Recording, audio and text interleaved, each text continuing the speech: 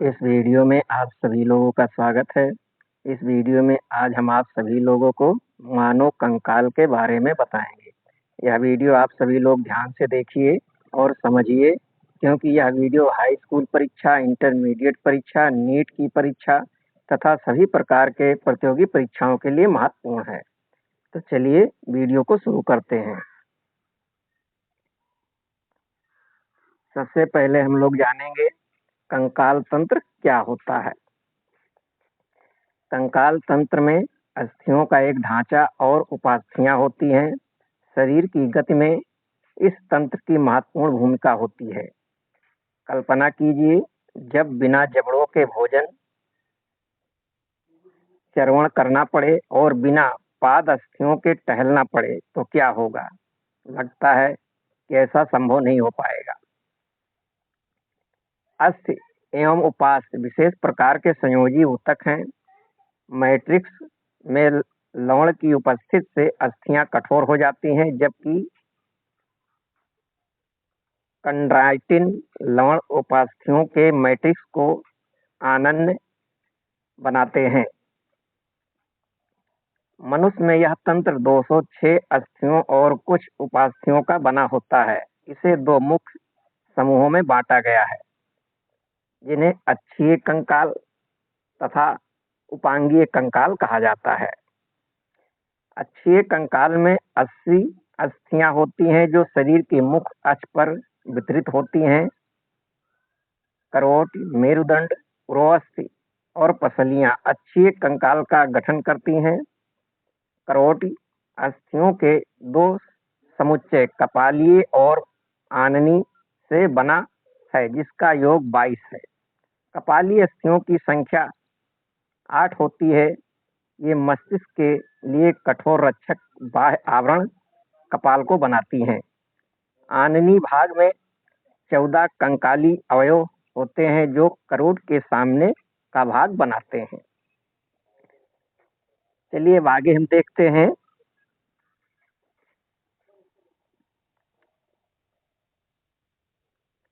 Capital you आकार की एक अस्थि हाइयाइड मुख गुहा के नीचे स्थित होती है। यह भी कपाल में ही सन्निहित है। प्रत्येक मध्य कर्ण में 3 छोटी अस्थियां होती हैं, जिन्हें माइलियस, इनकस एवं स्टेपिज कहते हैं। इन्हें सामूहिक रूप से कर्ण अस्थिकाएं कहते हैं। कपाल भाग कशेरुक दंड के अग्र भाग के साथ 2 अनुकपाल अस्थिकंदों की सहायता से संधियोजन करता है। हमारा कशेरुक दंड क्रम में व्यवस्थित पृष्ठभाग में स्थित 26 इकाइयों का बना होता है, जिन्हें कशेरुक कहते हैं। यह कपाल के आधार से निकलता है और जड़ भाग का मुख्य ढांचा तैयार करता है। प्रत्येक कशेरुक के बीच का भाग खोखला होता है, जिसे तंत्रिकीय नाल कहा जाता है, जिससे होकर मेरुरज्जु गुजरती है। प्रथम कशेरुक एटलस कहा जाता है और यह अनुकपाल अस्थिकंदों के साथ संधियोजन करता है। कशेरुक दंड कपाल की ओर से प्रारंभ करने पर ग्रीवा 7वीं, वक्षीय 12वीं, कट 5वीं, त्रिक सक्रिय प्रथम संयोजित और अनुत्रिक प्रथम संयोजित कशेरुकों में विभेदित होता है। ग्रीवा कशेरुकों की संख्या मनुष्य सहित अन्य सभी लगभग स्तनधारियों में 7 होती है। मतलब कोई भी स्तनधारी प्राणी है तो उनके गर्दन में 7 कशेरुक हड्डियां पाई जाएंगी। कशेरुक दंड मेरुरज्जु की रक्षा करता है, सिर का आधार बनाते हैं और पसलियों तथा पीठ की पेशियों के संधि स्थल का निर्माण करते हैं। उरोअस्थि या स्टर्नम वक्ष की मध्य अधर रेखा पर स्थित एक चपटी अस्थि है। पसलियों की 12 जोड़ियां होती हैं।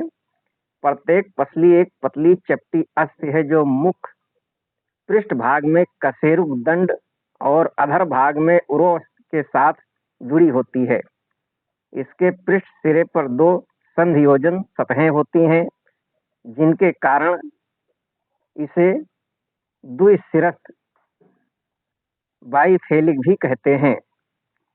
प्रथम 7 जोड़ी पसलियों को वास्तविक पसलियां कहते हैं। पृष्ठ में ये वक्षीय, कशेरुकों और अधरीय भाग में उरोस्थ से कचाव उपास्थि की सहायता से जुड़ी होती हैं। 8वीं, 9वीं और 10वीं जोड़ी पसलियां उरोअस्थ के साथ सीधे संधियोजित नहीं होती हैं, बल्कि कचाव उपास्थि के सहयोग से 7वीं पसली से जुड़ी होती हैं। इन्हें वर्टिब्रोकॉन्ड्राइल पसलियां कहते हैं। पसलियों की अंतिम 2 जोड़ियां 11वीं और 12वीं अधर में जुड़ी नहीं होती हैं, इसलिए इन्हें पलावी या तैरने वाली पसलियां कहते हैं। वक्षीय, कशेरुक पसलियां और उरोअस्थ मिलकर पसली पंजर की संरचना बनाते हैं। पादों की अस्थियां अपनी मेखला के साथ उपांगीय कंकाल बनाती हैं। प्रत्येक पाद में 30 अस्थियां पाई जाती हैं। अग्रभुजा की अस्थियां हैं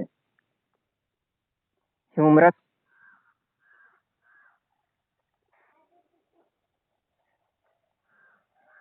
रेडियस और अल्ना।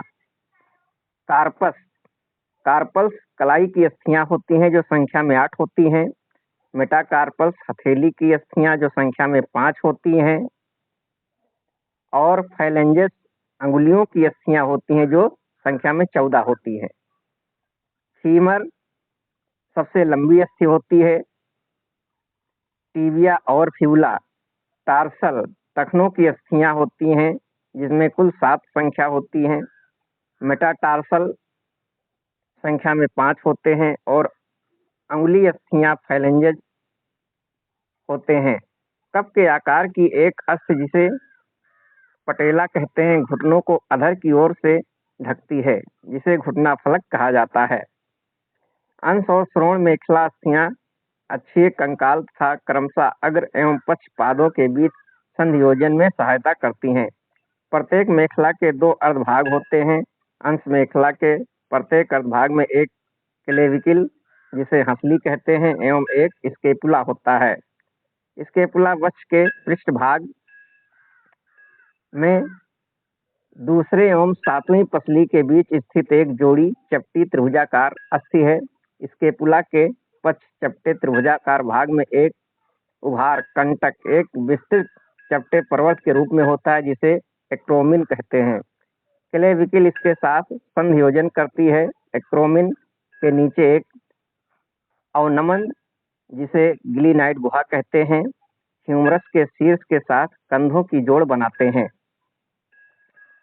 प्रत्येक क्लेविकल एक लंबी पतली अस्थि है जिसमें 2 वक्र पाए जाते हैं। इस अस्थि की सामान्यता जत्रुक कॉलर बोन कहते हैं। श्रोण मेखला में 2 श्रोण अस्थियां होती हैं। प्रत्येक श्रोण अस्थि 3 अस्थियों के संलयन से बनी होती है जिसे इलियम, इस्कियम और प्यूबिस कहा जाता है। इन अस्थियों के संयोजन स्थल पर एक गुहा एस्टिबुलस होता है जिससे उरोअस्थि संधियोजन करती है।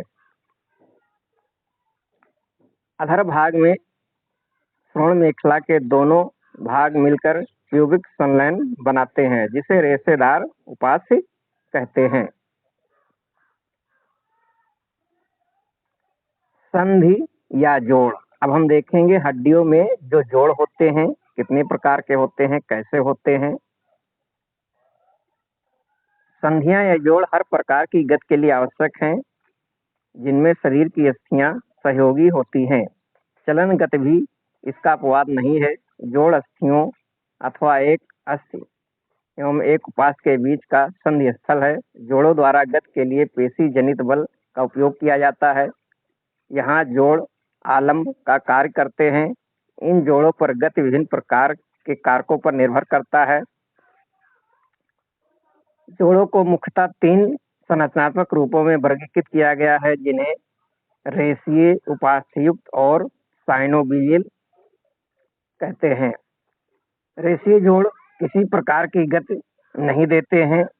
इस तरह के जोड़ द्वारा कपाल की चपटी अस्थियां जो घने रेशीय संयोजी ऊतक की सहायता से सीवन के रूप में कपाल बनाने के लिए संयोजित होते हैं। उपास से युक्त जोड़ों में अस्थियां आपस में उपास्थों द्वारा जुड़ी होती हैं। कशेरुक दंड में दोनों निकटवर्ती कशेरुकों के बीच इसी प्रकार के जोड़ होते हैं जो सीमित गति के लिए उत्तरदायी हैं। साइनोवियल जोड़ों की विशेषता दो अस्थियों की संयोजन सतहों के बीच तरल से भी साइनोवियल गुहा की उपस्थिति है।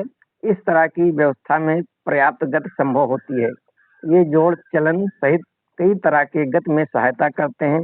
कंदुक खलिका संधि, हिमरस और अंश मेखला के बीच, कब्जा संधि, घुटना संधि, धुराग्र संधि, पाइवट संधि, एटलस और अक्ष के बीच, विसर्पी संधि, ग्लाइडिंग संधि कार्पल के बीच और सैडल जोड़ अंगूठे के कार्पल और मेटाकार्पल के बीच इसके उदाहरण हैं। तो ये वीडियो हमारा अच्छा लगा है तो लाइक कर दीजिए और इसी प्रकार की महत्वपूर्ण जानकारी प्राप्त करने के लिए हमारे चैनल को सब्सक्राइब कर दीजिए ताकि नई वीडियो अगर हम डालें तो आपके मोबाइल पर तुरंत हमारा वीडियो पहुंच जाए।